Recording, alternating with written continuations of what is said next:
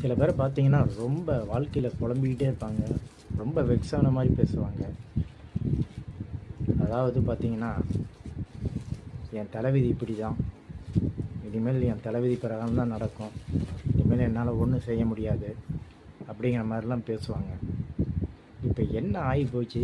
எதுக்கு இவ்வளோ பதட்டம்? பொறுமையாக இருங்க, நிதானமாக இருங்க.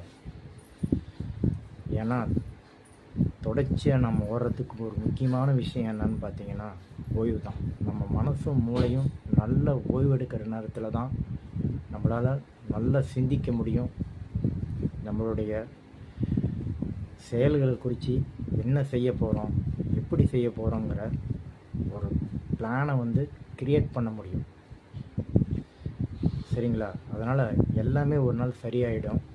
நிச்சயமாக ஒரு நாள் எல்லாமே மாறுங்கிற நம்பிக்கை, ஆனால் வார்த்தைகளை உங்கள் இதயத்தில் ஒவ்வொரு நொடிக்கும் நிரப்பிக்கிட்டே இருங்க. வாழ்க்கையில் ஒரு மிக அழகான விஷயம் என்னன்னு பார்த்தீங்கன்னா, காலம் நம்மளை நம்மக்கிட்டேயே கொண்டு வந்து சேர்க்கறது தான்.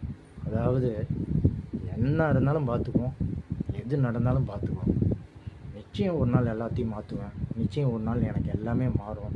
I will be successful. Thank you.